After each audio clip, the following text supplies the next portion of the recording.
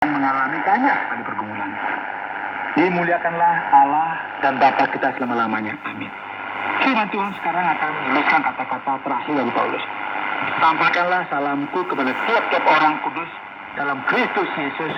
Salam kepadamu dari saudara-saudara yang bersama-sama dengan aku. Salam kepadamu dari segala orang kudus, khususnya dari mereka yang di istana Kaisar. Karena kemungkinan besar ya, Paulus sedang dipenjara di Roma, dan ini juga memberikan penekanan bahwa mungkin ia menuliskan surat ini dari Roma. Kasih karunia Tuhan Yesus Kristus menyertai kamu. Amin.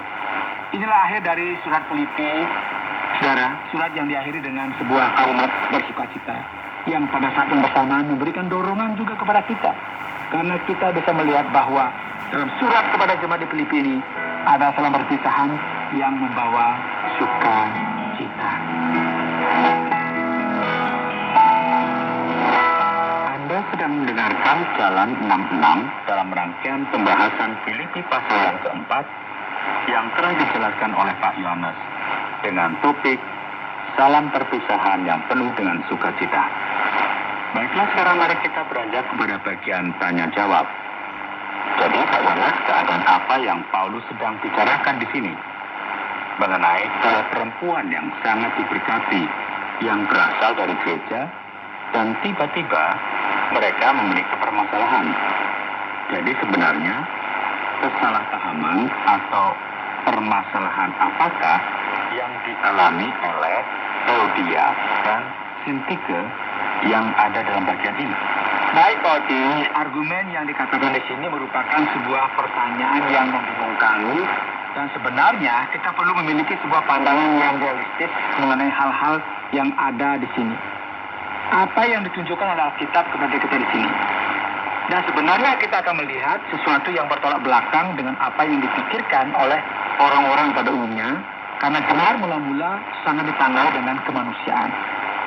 Tidak kemudian karena seseorang masuk gereja dan mengenal Kristus dan melayani Allah dan memberikan dirinya kepada gereja sehingga masalah dan kelemahan mereka menjadi hilang. Kedua perempuan ini bahkan pernah bekerja sama dengan Paulus bersamaan dengan Clement. Dan kita juga bisa menunjukkan bukti-buktinya dari bagian ini, yaitu bahwa kedua wanita ini adalah wanita yang diberkati.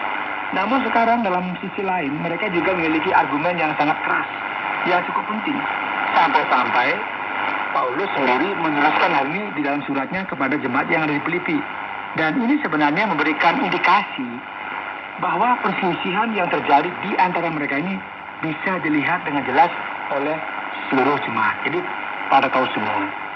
Dan hal ini akan membuat kita memahami setidaknya dua hal penting. Yang pertama, kita perlu menjadi seseorang yang realistis.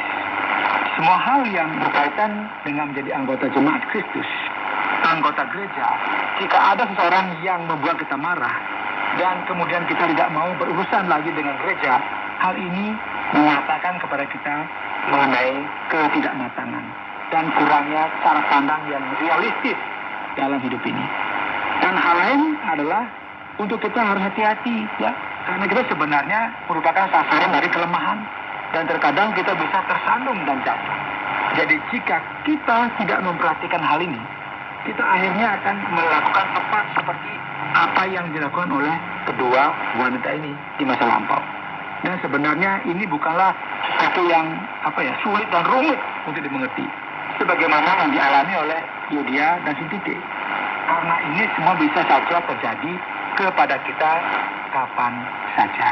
Kita perhatikan pada ayat yang ketiga, Pak Yohanes. Hal ini menimbulkan rasa penasaran bagi saya. Di sana dikatakan kitab kehidupan.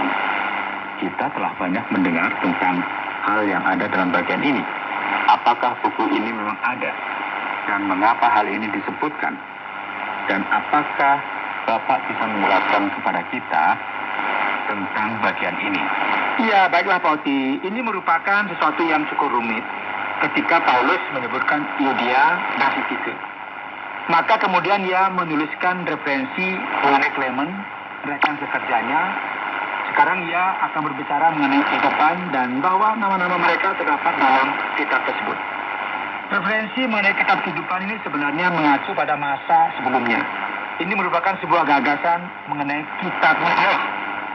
Karena dalam budaya Yahudi, mereka sangat menghargai nama. Dan inilah mengapa kita mengenal Allah dengan namanya.